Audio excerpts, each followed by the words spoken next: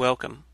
I'm Sebastian Mahfood, and you're listening to WCAT Radio, the on-air wing of En Route Books and Media, bringing you the dulcet sounds of Catholic wisdom.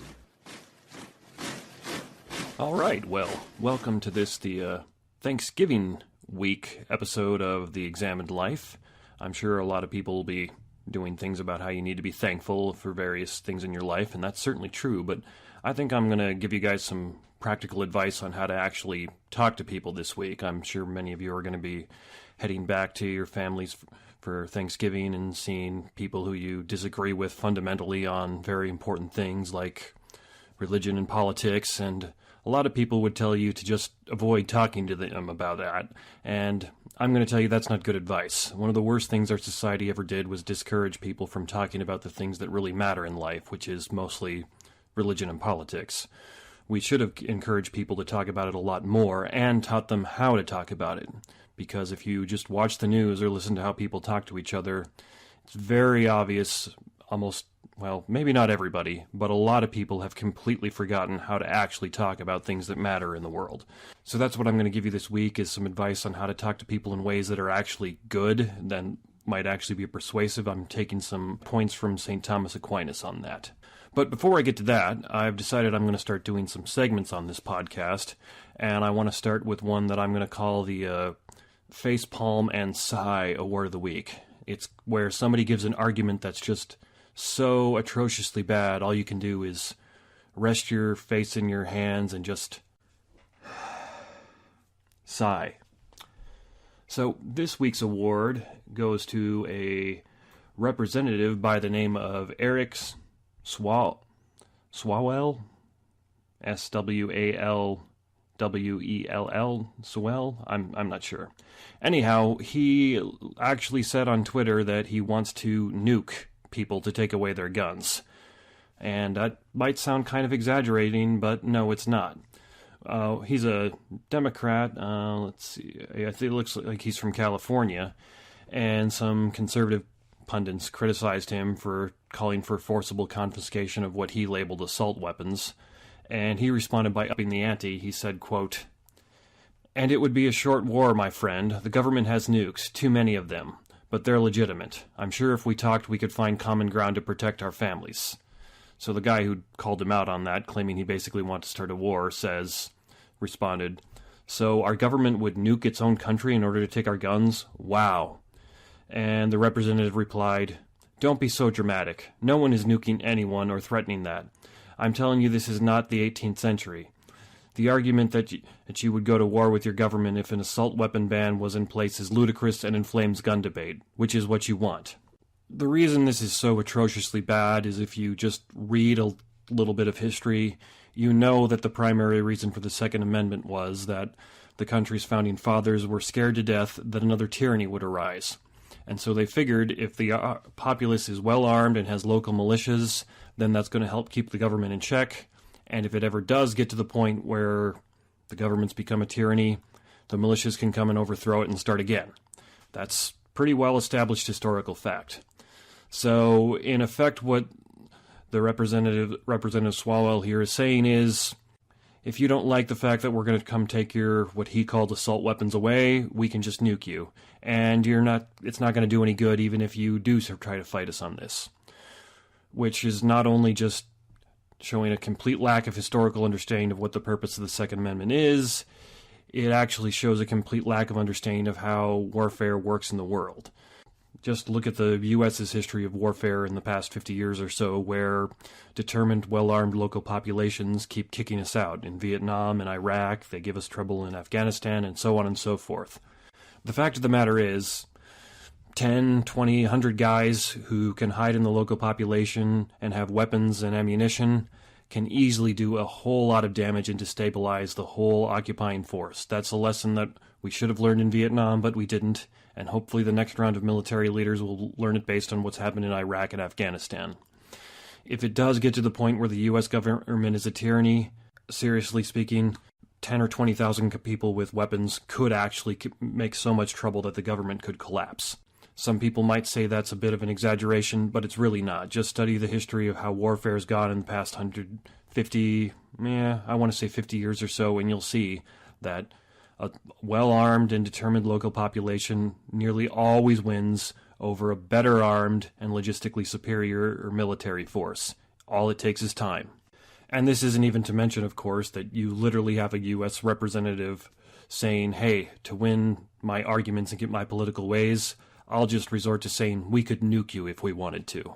So yeah, I'm giving Representative Swalwell the Facepalm and Sigh Award of the Week for giving an atrociously bad argument that doesn't make sense, undermines itself, and doesn't even understand the reasons for what he's arguing against.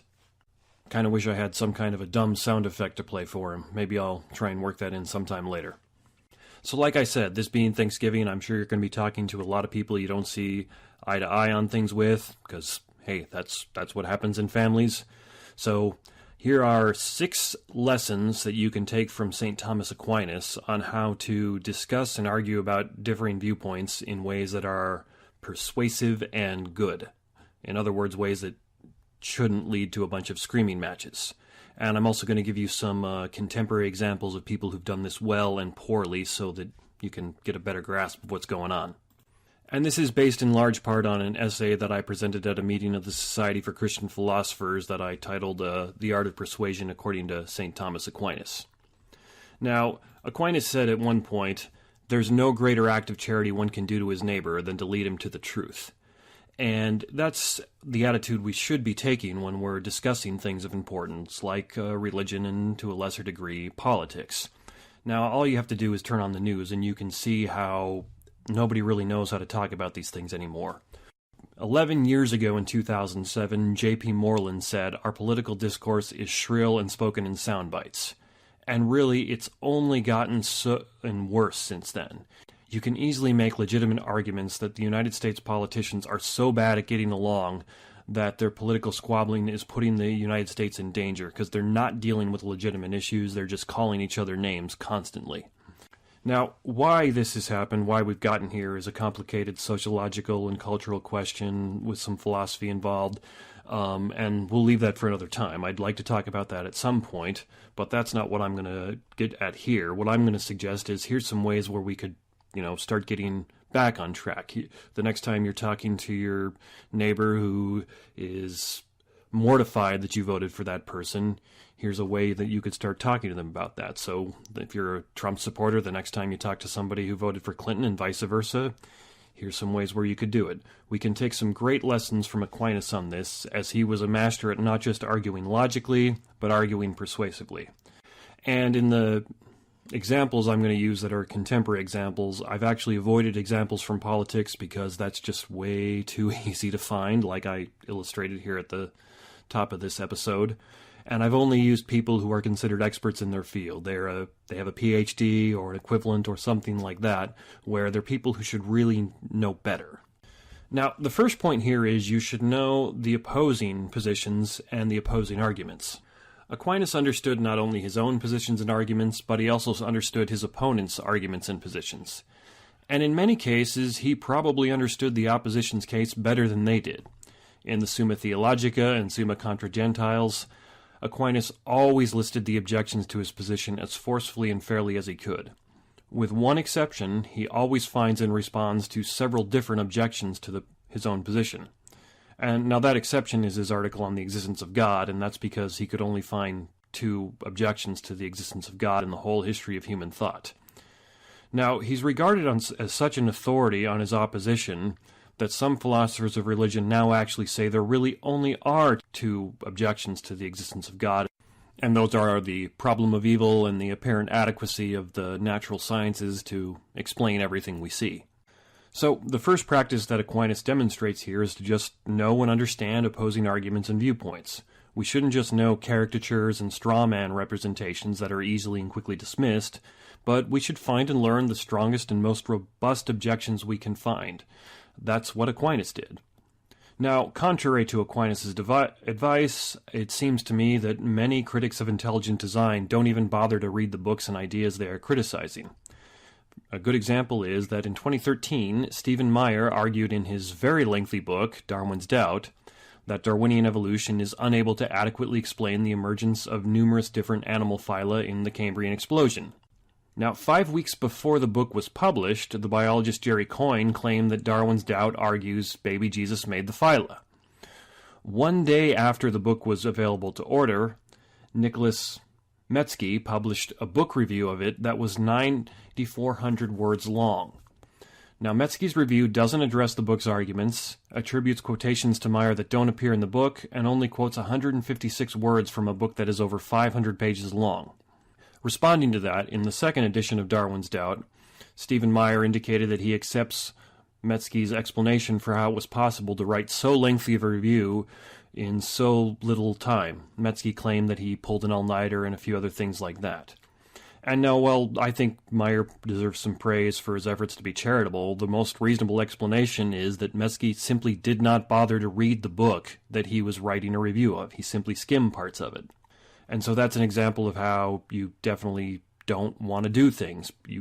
If you're going to critique someone's arguments and they put them in a book, at least bother to read the book first, And if you're going to critique someone else's political position, hear them out and listen to what they're saying first, and then turn around and critique it. Now, on the other hand, for a good example, Kevin Sharp really took Aquinas' advice to heart when he had an exchange with William Lane Craig at Ohio State University on February the 24th of 2016. Now, to prepare for this exchange, Sharp gained pretty extensive knowledge of what Craig's arguments and philosophy is by listening to all 7 years of Craig's weekly podcast, Reasonable Faith. As a result, the two men were able to have a very substantive exchange on how the possibilities of the premises of an argument translate to the probability of their conclusions in relation to arguments for God's existence. Afterwards, Craig said that he really appreciated how prepared Sharp was and that it enabled them to have a, quote, really good exchange on some of these issues because here we have an opponent who came really prepared. Now, following Aquinas' method of knowing your opposition can take a lot of work, as Sharp demonstrated, but it allows for rigorous, thoughtful, and fruitful engagement. Everybody who watches the Craig and Sharp exchange will almost certainly genuinely learn something. Conversely, almost no one who reads the critiques of Coyne and Metzke of Darwin's Doubt will learn anything or conclude that progress is being made. So what we should do is follow J.P. Moreland's advice and, quote, so what we should do here is follow the advice that J.P. Moreland gave and, quote, expose yourself to ideas with which you disagree and let yourself be motivated to excel intellectually by the exposure. The point is to spend time around those who do not simply reinforce your own ways of looking at things. And this leads us to the second point here, which is to make as much effort as you can to be fair and even-handed. When Aquinas is presenting and arguing against opposing viewpoints, he does so in such a fair and even-handed fashion that even his philosophical opponents recognize it. Bertrand Russell was definitely a philosophical rival or opponent of Aquinas, and he said of him, when he wished to refute some doctrine, he states it first, often with great force, and almost always with an attempt at fairness. The sharpness and clarity with which he distinguishes argument derived from reason and arguments derived from revelation is admirable. Now, Russell was not only Aquinas' rival philosophically, he was also an anti-Christian atheist who disparaged Aquinas as a philosopher, saying, quote, there is little of the true philosophical spirit in Aquinas. He does not, like the Platonic Socrates, set out to follow the arguments wherever they may lead. So, it seems that in that statement, Russell's failing to follow Aquinas' good example as he's characterizing and dismissing Aquinas far too quickly. However, Aquinas was just so fair and even-handed that while he simultaneously dismissed Aquinas, Russell was forced to contradict his own criticism and admit, Aquinas states very fairly the arguments that have been put against the orthodox position. Illustrating this point, Peter Kreeft summarized what Aquinas' treatment of the question of what the good is. He says, quote, Aquinas' treatment of it is the most objective and scientific treatment you could imagine. A perfect example of how he combines profundity with clarity. His method is to rely on empirical observation and logical argument alone. There's no emotional appeal, no rhetoric, no personal winks or kicks or preachings. So, in knowing his opposition so well and so consistently and fairly representing them, Aquinas demonstrated the very charity we spoke of above. As a direct consequence, you'll virtually never hear anybody say of Aquinas that he doesn't know what he's talking about, and it's really hard to dismiss him. Even the great philosopher like Bertrand Russell is forced down to criticizing Aquinas in vague notions and statements that don't actually address Aquinas' arguments. So in this case, for an example, a bad example, we have Lawrence Krauss. He gives us an example of exactly what not to do. While he was debating William Lane Craig in 2013 in Australia, Krauss produced an email from the cosmologist Alexander Vilenkin. Krauss claimed that this email contradicted Craig's conclusions. In his debates and published work, Craig is very fond of citing the Borde-Guth-Vilenkin theorem, or BGV, as proof that the universe had a beginning. The email that Krauss produced made it seem as though Vilenkin had serious doubts that this theorem actually established that the universe had a beginning, and this is important because Vilenkin was one of the three people who came up with this theorem. However, Craig pointed out that the email contained several ellipses points. When he asked Krauss about this, Krauss responded that it was material dropped off because it was technical. In the month or so after the debate, Craig contacted Vilenkin and another cosmologist for clarification. It turned out that Krauss had omitted several key phrases that dramatically changed the tone and meaning of the email. In the email's full text, Vilenkin actually expressed caution that there was no absolute certainty in science and explained that the BGV only works if its assumption is granted, but he also indicated that alternate models for avoiding the beginning of the universe don't show much promise and are rife with problems. And so it seems unavoidable here that Krauss just misrepresented the email he received from Vilenkin in an attempt to bolster his arguments against Craig. Obviously, misquoting and misrepresenting people in an attempt to make your case look better is at the very least an unfair tactic, certainly uncharitable. Now, I'd say conversely, J.P. Moreland tries to be very fair and even-handed while he's critiquing the emerging church movement in his book, Kingdom Triangle. He begins in that book by praising the emerging church for exposing some problems, offering solutions to those same problems. He expresses a desire not to be harsh, and then uses inclusive language by calling them, quote, my brothers and sisters. And only after he's actually done all that does he then offer the critique that the emerging church movement is way too enraptured with postmodern language and thought. So to illustrate this point, Moreland tells a short story in the book about the late, great, and very prominent philosopher Hilary Putnam. He says, quote, around 1980, Putnam attended a dinner party at which the hostess remarked that science has taught us that the universe was an uncaring, purposeless, valueless machine. The statement stuck with Putnam and, in my view, played a role in the development of his thought, which moved from strict naturalism to a form of relativistic constructivism regarding truth, reality, reference, reason, and value. Apparently, Putnam could not face the meaningless of life in a cold, blind, material universe. Sadly, he did not reconsider theism, especially Christian theism. Instead, he moved in a postmodern direction according to which reality, value, and truth are arbitrary conventions relative to different cultures. Moreland goes on to add that, well, postmodernism is a very diverse movement. If you regard it as problematizing our access to truth by rejecting things like the correspondence theory of truth and the objectivity of reason, then Putnam's move was a very postmodern one. Now, this is a fair way to address and critique the emerging church because Moreland takes pains to temper his criticism with praise, and he addresses them by telling a story.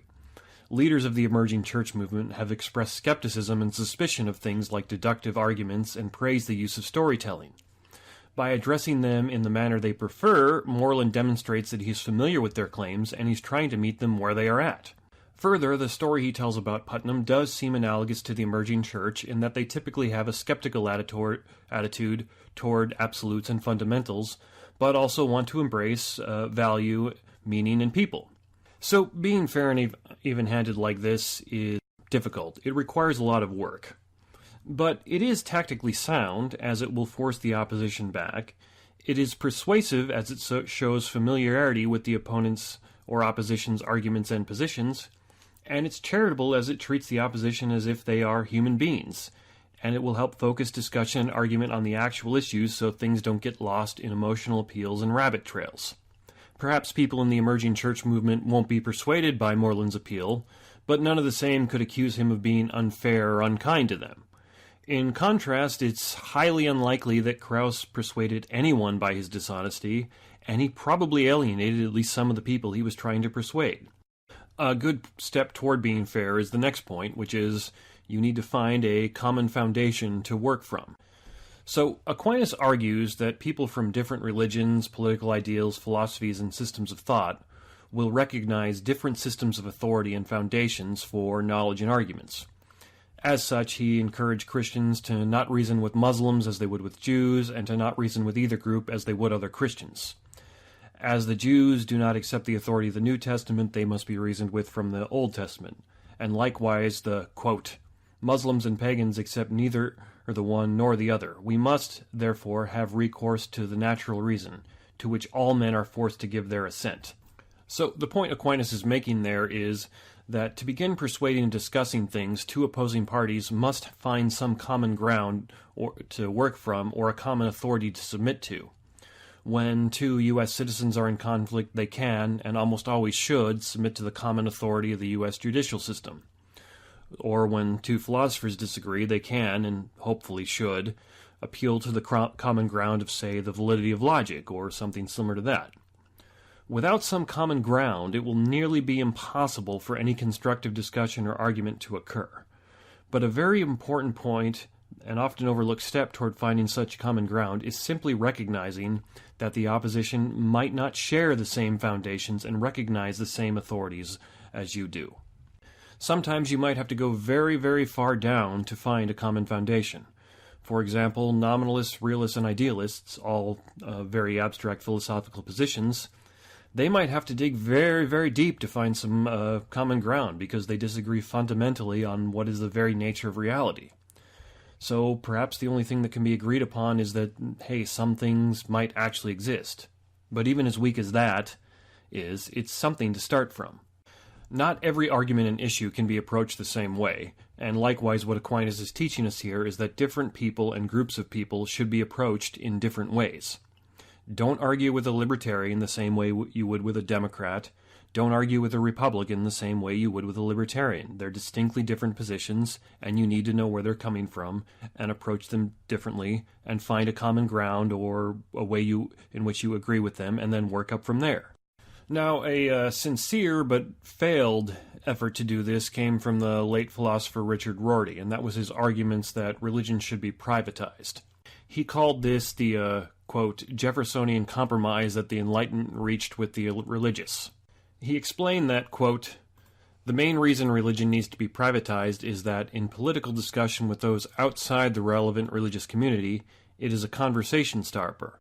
Essentially, Rorty argued that it would be unfair and unjust to exclude religious people from political discussions, but since atheists like himself don't accept religious premises, it's best for religious people to just leave their initial premises at home and engage in political discussion without those premises. He claimed that, quote, surely the fact that one of us gets his premises in church and the other in a library is and should be of no interest to the audience in the public square. The arguments that take place there, political arguments, are best thought of as neither religious nor non-religious. But this doesn't work because, as Timothy Keller and many others have pointed out, all claims to what ought to be fall back to premises that some groups of people don't have access to, at least don't have access to based on the terms that Rorty is using. Keller says, quote, as soon as we start to say society ought to be like this or like that, we're arguing from a worldview. So, to borrow Rorty's terms, the secular atheist will have initial premises that are just as much of a conversation stopper to a conservative Christian as vice versa. Keller gives an example of this problem through divorce laws. Now, a traditionally minded culture typically will have an understanding that the individual exists for the good of the family or the community or the group, whereas an Western Enlightenment says that the individual's happiness is what's most important. Quote, those who come from a traditional culture and have that understanding of the meaning of life are going to want getting a divorce to be difficult. But those who come from a Western Enlightenment understanding of individualism are going to want getting a divorce to be easy, because they think the purpose of marriage is the fulfillment of two individuals. The question of if the individual or the community should take precedence is largely determined by a worldview, the worldview of the people in question, And the premises that come from worldviews, and I don't just mean religious worldviews, all worldviews, are what Rorty called conversation stoppers. So Rorty's attempt to find common ground by asking religious people to leave their premises at home just doesn't work because, to be fair, everyone would have to leave their premises at home, and if everyone did that, there really isn't any way to converse about anything. Now, conversely, I think an excellent example of finding common ground is how Stephen Schwartz and Kiki Latimer refer to unborn children as the being in the womb, or BIW, in their book Understanding Abortion. They recognize that, quote, a fundamental question in the whole abortion issue is the question, is the BIW merely a biological organism or a person? It is the actual status of the BIW that is in dispute, and the language the two sides use betrays their positions. The pro-life position is that the BIW is a person, and so refers to it as a child or a baby. The pro-choice side will typically maintain that the BIW is not a person, and so refers to it by the technical and medical term fetus. Recognizing that the terms used can favor one side over the other, Schwartz and Latimer explain, when presenting a particular side, I shall use the term favored by that side. In other contexts, to assure objectivity, I shall use the neutral term, the being in the womb, an expression that leaves open its status. The term being here is used in a very broad and general philosophical sense. Now, no doubt I think both sides are going to bristle a little bit at the term being in the womb. I mean, it's not technical medical jargon, it's not saying it's a baby, and so on and so forth. But in order for abortion to be discussed and argued about rationally, we need to use some term to refer to the unborn child, fetus, or whatever it is, and both of those terms do at least somewhat prejudice the discussion.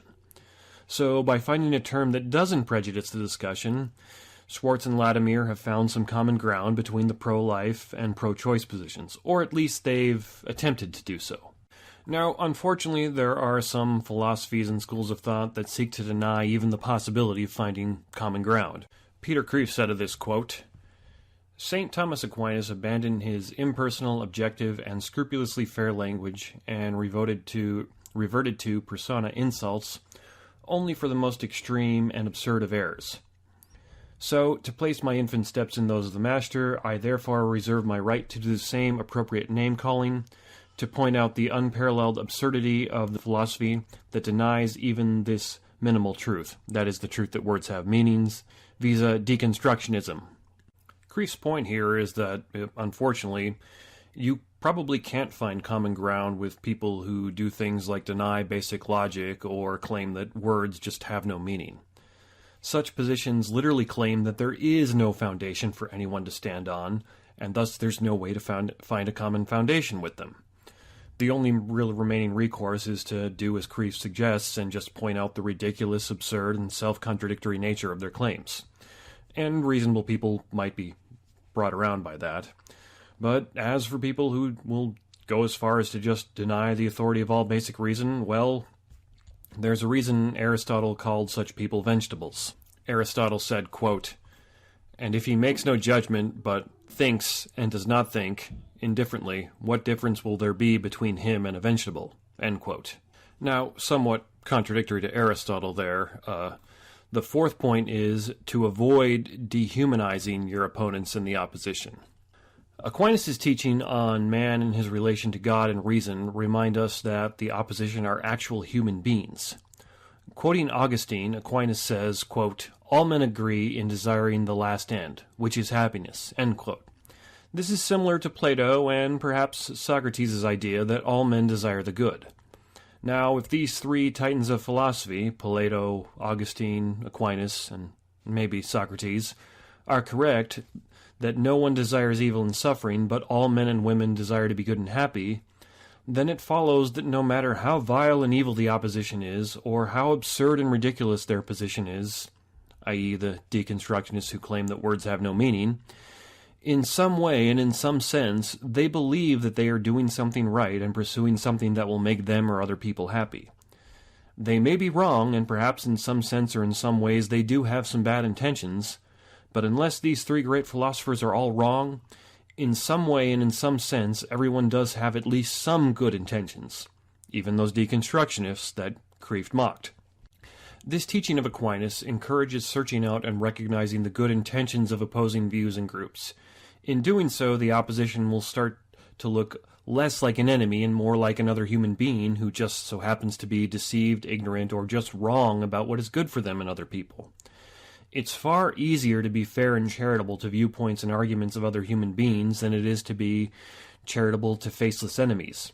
Aquinas' teaching here humanizes the opposition by demonstrating that we really have no faceless enemies, only other human beings who stand in opposition to our beliefs, religions, philosophies, and ideals. Now, one of the great dangers of arguing rationally is that arguments can become too abstract and reductionistic and reduce people to things. Bad example of this is that despite his clearly good intentions, Paul Witz demonstrates this in his essay, The Psychology of Atheism, and he's got a book of the same title that covers the same topic. Witz argues that atheists usually have problems with their fathers. Their fathers abandoned them as children, were weak men, or their fathers abused them, and so on. Now, it is a well-argued and evidenced essay in that Witz is able to point to many examples of famous and prominent atheists who had troubles with their fathers. He is even cautious enough to warn that, quote, a psychological theory can't be right all the time. We're lucky in psychology if we are right, say, 60 or 70% of the time, end quote. But the trouble here is that this knife will cut both ways. Let's suppose Witz is right, and all or most atheists have had defective fathers. If atheism is reduced to nothing more than father trouble, doesn't it reasonably follow that theism might be reduced to nothing more than the contrary? And wouldn't that reduce all arguments for and against God to essentially useless verbiage? If the only or primary reason people believe or disbelieve in God is that their relationship with their father, then any rational argument or discourse on the matter is a waste of time, as it will not touch on the actual reasons people have for belief or disbelief in God. But wait, this still gets worse. D.Q. McInnery said that, quote, the proper study of man as he truly is, the whole man. If psychology is not concerned with studying the whole man, then it ends up dealing with the products of professional imaginings and not with realities. This is not to argue that Witz produced something of professional imaginings, rather it is to claim that by reducing atheism to defective fathers, he's now dealing with less than the whole man, and as such he is, and I think clearly, inadvertently and unintentionally, dehumanizing the atheists he is citing. I think it's clear he doesn't intend to do this, he doesn't want to do this, he takes pains to say that atheists with defective fathers must be treated with compassion. He also attempts to distance his theory from any rational arguments for or against God. But many of the atheists Witz cites claim to have reasons for not believing in God. Now, I claim to have reasons for believing in God, and it would be dehumanizing for someone to claim that I only believe in God because of where I was born or who my parents were, or that I had a good father as opposed to a bad one. So it is just as dehumanizing when the contrary claim is made of atheists that, well, they really only disbelieve in God because they had bad fathers. Now, on the other hand, in one of his books, Francis Schaeffer relates an encounter where he actually appealed to the opposition's humanity. He mentions a time when he was crossing the Mediterranean Sea and met a young married atheist who gleefully anticipated entertainment upon finding out that Schaeffer was a pastor. Schaeffer says, quote, but it did not go that way. Our conversation showed me that he understood the implications of his position, and he tried to be consistent concerning them.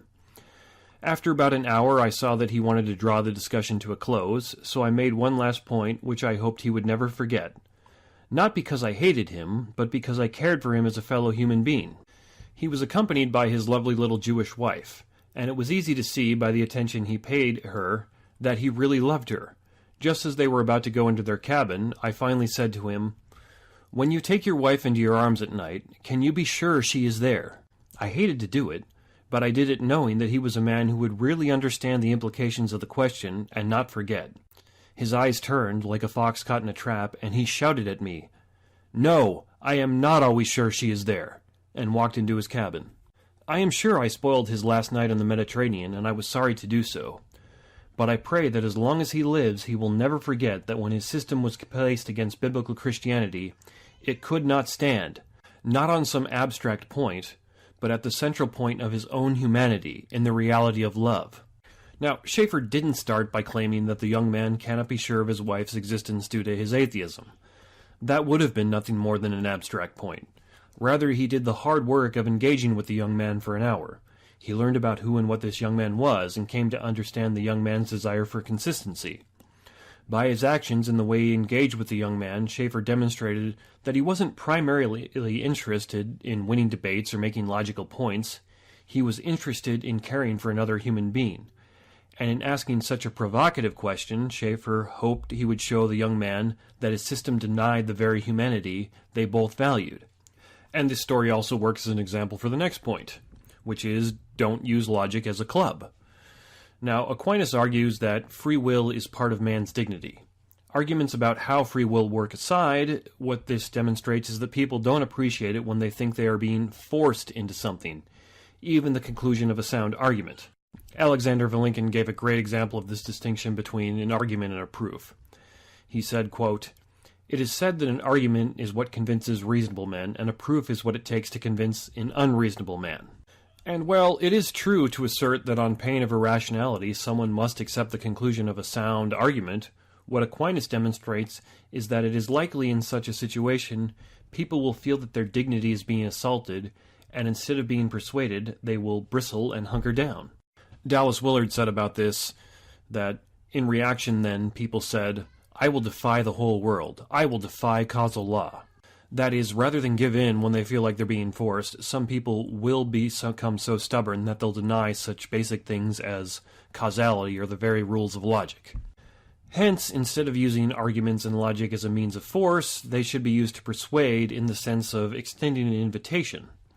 All people can be shown the truth, but no one can be forced to accept it, and attempting such force, even if only through good logic and reason, can assault a person's dignity and will sometimes do more harm than good. Not even God forces all men unto himself. Rather, he desires that all men come unto him and calls us to reason with him, and that's from 2 Peter 3:9 and Isaiah 1:18. I think a good example of using logic to invite rather than force is Stephen Schwartz's version of Pascal's wager. He argues that, quote, "Pascal's wager as he formulated it is incomplete rather than defective." Schwartz breaks his version up into 4 different levels, and for each level there are 2 key points. First, there are what he terms as faith diagonals. These diagonals are the positions where what people believe about God is wrong. So they either believe that God exists when he does not, or they believe that he does exist when he doesn't. Or they seek after God when he doesn't exist, and so on and so forth. Schwartz's second point is what he calls non-parallelism, which he suggests is, quote, "the real essence of Pascal's wager. It is, I submit, a profound insight into a truth of greatest importance, namely, that, terrible as it would be to believe God is when he is not, it is incomparably worse not to believe he exists when he does exist. That is, it's tragic if God doesn't exist and you believe in him. But Schwartz is arguing that it's worse to not believe in God if he exists, as missing out on a God of love is a much greater tragedy than simply being wrong. The relevant point here is the second level of Schwartz's wager. He splits it up into 4 possibilities. 1, God exists and you seek him. 2, God exists and you don't seek him. 3, God doesn't exist and you seek him. And 4, God doesn't exist and you don't seek him. Now, options 1 and 4 are uninteresting for the purposes we're working with here. So what about options 2 and 3, where you are wrong? You either seek God when he doesn't exist, or you don't seek him when he does exist. These are the options that Schwartz terms faith diagonals, and where he argues the non-parallelism comes in, as he argues that option 2, that is, not seeking God when he exists, will always in every way be worse than option 3, which is seeking God when he does not exist. He says, quote, "It is objectively better to err in the one direction than the other, because not believing when God is means the failure to give the value response due to God as infinite goodness." Now, the clincher here is that he argues that what the wager should do is compel us to investigate God further. So after hearing this wager, you should go out and see if the claim that God exists is true. You should look at other arguments for God's existence and things like that.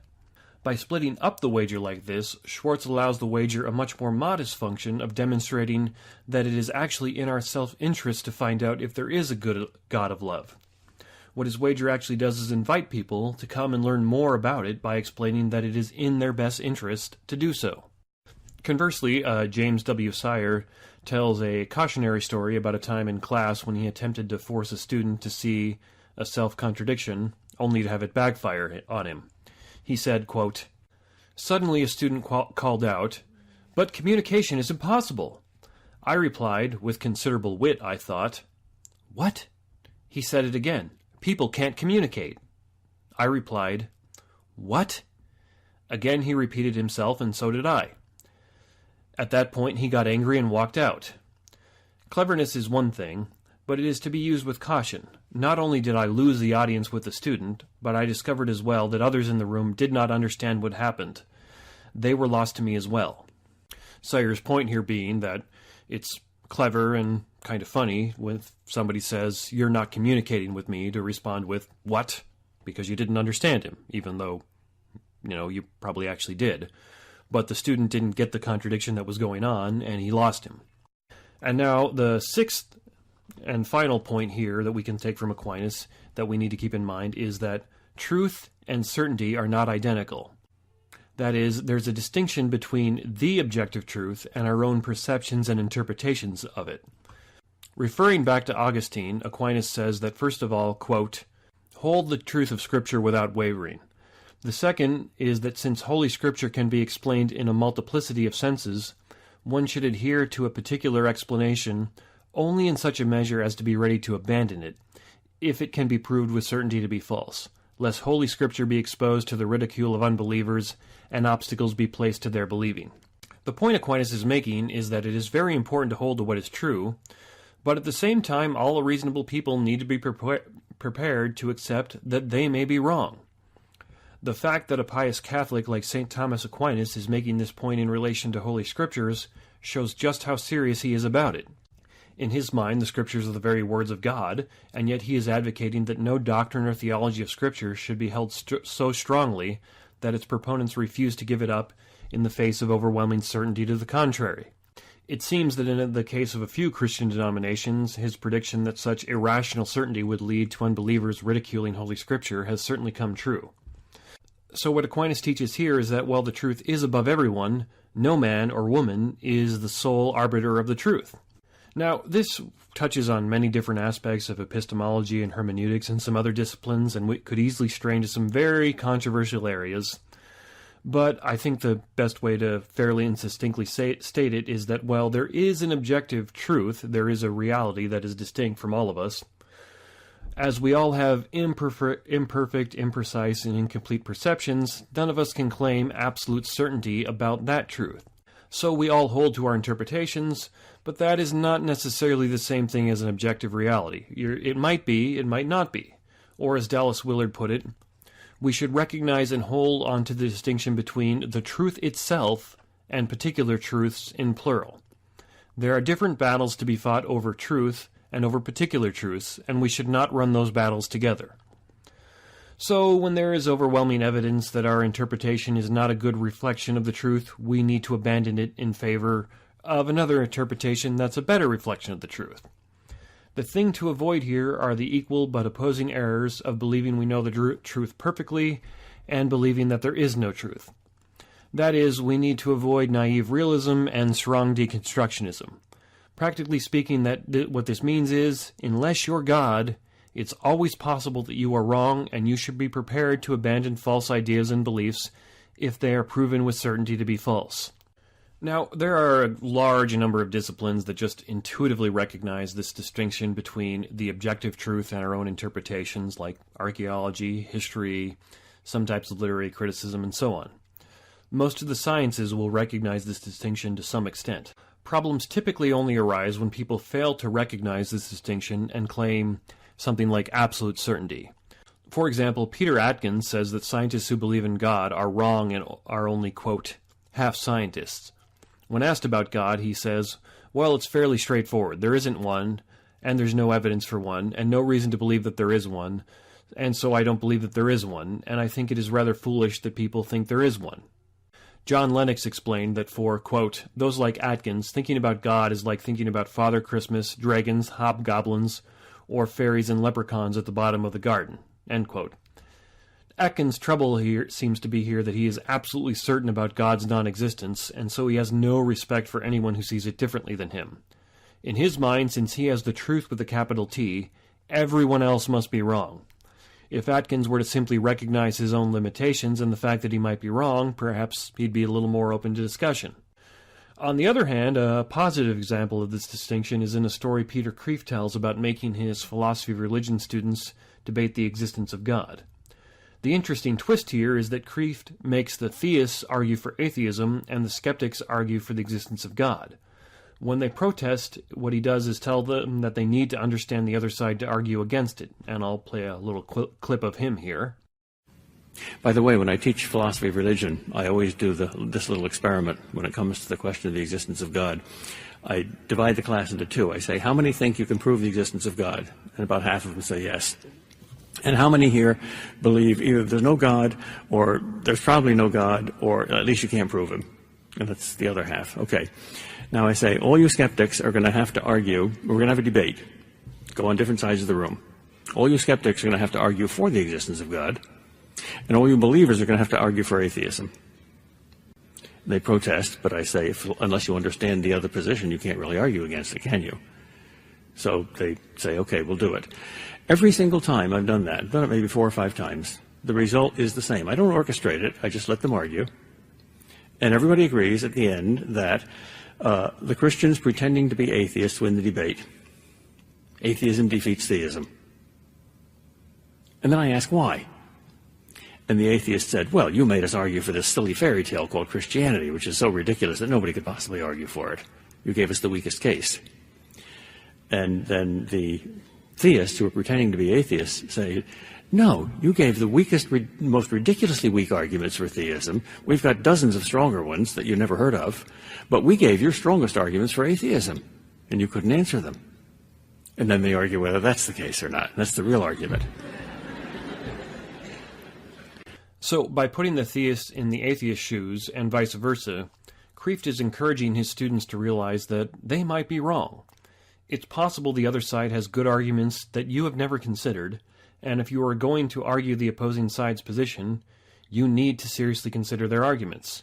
So, perhaps your understanding of the truth with a capital T isn't perfect, and you can learn something from the other side that gives you a better understanding. Now, Kreeft's example is great here because it also encourages the students toward the first point, knowing opposing arguments. It also pushes them to be fair in how they present and critique the arguments and criticize them, which is the second point. It also puts the students on the common ground of having to argue against what they actually believe, and in doing this, it also encourages them to see each other as human beings, which are the third and the fourth points. The only point that his story doesn't really demonstrate is to not use logic as a club. So to recap quickly here, the 6 lessons we can take from Aquinas on this are 1. Know the opposing positions and arguments. 2. Be fair and even-handed. 3. Find a common foundation to work with or an authority to appeal to. 4. Avoid dehumanizing your opponents or your opposition. 5. Don't use logic as a club. People are just going to resist that if you do. And 6, remember that the truth and certainty are not identical. You might be wrong. Your interpretation could be wrong or not as good as another person's interpretation. Now, all these points build on and support each other. The more you know about what the opposition thinks, the easier it is to be fair to them. The more you see the opposition as actual human beings, the easier it is to find common ground with them and not beat them over the head with logic. And the more you learn about everything, the easier it will be to recognize that as only God can have absolute certainty, you might be wrong. So if we could all follow these 6 pieces of advice from Aquinas' example and teaching, I think we'd have an easier time following J.P. Moreland's advice of moving away from, quote, using derogatory language against others, calling them twits, jerks, or idiots, and increasingly mesh with the respect and endearment for people that naturally flows from God's way. And this is certainly keeping in the spirit of this quotation I found, quote, Thomas Aquinas, who knew more about education and persuasion than almost anybody who ever lived, once said that when you want to convert someone to your point of view, you go over to where he is standing, take him by the hand, mentally speaking, and guide him to where you want him to go. You don't stand across the room and shout at him. You don't call him a dummy. You don't order him to come over to where you are. You start where he is and work from that position. That's the only way to get him to change. Now, Aquinas didn't actually say this verbatim. Rather, this quotation is a very loose rendering of the principle Aquinas advocated for, from going from what is known to what is unknown. But the idea and sentiment are exactly what we need to get at here, and it's what these 6 pieces of advice I gave you embody. So when you're sitting around the dinner table or the lunch table or whatever, talking with people who don't see eye to eye with you, try to remember these pieces of advice. Listen to what they have to say. Be fair and even-handed. After you've listened to what they had to say in a fair way, see if you can find some kind of common foundation to work from, because almost certainly there's something good you're both striving to get at there. With that, keep in mind that you're talking to an actual human being, not just some abstract object. And in addition to that, even if you've got them in a logic trap, try and present it in as gentle and kind a way as you can so they don't bristle down and refuse to concede your point even if you are right. And finally, just keep in mind that you might be wrong. Maybe you can learn something from them instead of you just teaching the opposition something. So generally speaking, we'd all be a lot better off if all of us just kept these 6 things in mind. I certainly try to, and I hope you will too. Keep these in mind when you're talking politics or religion, and you'll almost certainly have much better, healthier, substantive discussions that might actually accomplish something. So moving on to the end of things here for this week, I'm going to tell you something I think that is good, something I think that is bad. It's getting a little harder to find good things in the news because the news only reports on bad things, which is a whole nother problem. Maybe I'll talk about that at some point in the future. But a good thing I think that you should all check out is there's a show running on NBC called The Good Place, which incorporates philosophy very, very well. It's a sitcom where a girl wakes up in the afterlife and believes she's in the, quote, good place and not the bad place. And it's very entertaining, very funny. My wife and I enjoy it very much. It makes use of philosophy in good ways, and it actually gets it right, unlike a lot of shows and movies that try to use philosophy and get it wrong. This one gets it right. If you watch it, you'll see presentations of even philosophy that I don't agree with presented in a fair way. And so I highly recommend that show. I'll play you a little bit of a funny clip here from, it's the 3rd season, where a philosophy professor who has a bunch of issues and that he can never make a decision, he comes across an existential crisis and wanders into a park where he sees a guy who looks like a homeless man come up and talk to him. And that's the clip I'm going to play for you here. Hey, you want to talk to God? God is dead. God remains dead, and we have killed him. Who will wipe this blood off us? What festivals of atonement, what sacred games shall we have to invent? Friedrich Nietzsche, 1882. I was just trying to sell you some drugs and you made it weird. Well, if that doesn't make you chuckle, then there's probably something wrong with you. And maybe you're having an existential crisis. I don't know. So a bad thing is the story of a 69-year-old Dutch guy who wants to self-identify as a 49-year-old because his doctors described him as having the body of a 45-year-old man. His name was, Emil Rettelband. I'm sure I mispronounced that. I have trouble with mispronouncing names all the time, so sorry about that. Anyhow, he wants to legally be able to present himself as 20 years younger on a dating app because he says as a 69-year-old, he's getting discriminated against more than he would if he was 20 years younger. And his argument is that as people can now change their gender, why can't he change his age? And the judge conceded the ability to change gender was a development in the law and said, quote, I agree with you. A lot of years ago, we would have thought this was impossible. But then he asked the applicant how his parents would feel about 20 years of his life being just wiped away from the records. For whom did your parents care for then? Who was a little boy then? The judge asked. And so this is a bad thing because it's very clearly just the logical extension of what's been ongoing with issues regarding transgenderism and people attempting to change their gender. And that is, if the fact that you're born with male or female genitalia is in no way a reflection of your own gender, then how can you logically turn around and say, well, the fact that this man was actually born 20 years earlier than he wants to claim means that he really is 69 and not 49 or 45 or whatever he wants to claim he is. An example of this is the academic journal Nature, which is considered a pretty premier scientific academic journal. On their Twitter account, they linked to an editorial that says, quote, "The U.S. Department of Health and Human Services proposes to establish a legal definition of whether someone is male or female based on the genitals they are born with. This proposal has no foundation in science and should be abandoned." Now, if I didn't already have the example of the representative threatening to nuke his own citizens I would have said this is the facepalm and sigh argument of the week. That's like, I'm just flabbergasted. I don't even know how to respond to that. It's so profoundly stupid, much less from a prestigious journal like Nature. Of course, the anatomy you're born with is a scientific basis for assessing gender. Now, maybe it's not that entirely simple. Maybe there's other factors. Let's give them the benefit of the doubt here. But to claim that proposal has no foundation in science is just absolutely ludicrous, ridiculous, and I cannot believe that a publication as prominent as Nature would actually say that. That's flatly wrong, and obviously so. So that's the bad thing for this week, but, maybe something good will come from it, in that people will kind of look at this guy trying to claim he's 20 years younger as a sort of reductio ad absurdum argument to show the ridiculousness of claiming that you can be born a different gender or things along those lines. So anyhow, that's all for this Thanksgiving week. I hope you guys enjoyed it. Send me feedback, email me, comments, questions. I'll be happy to hear from y'all.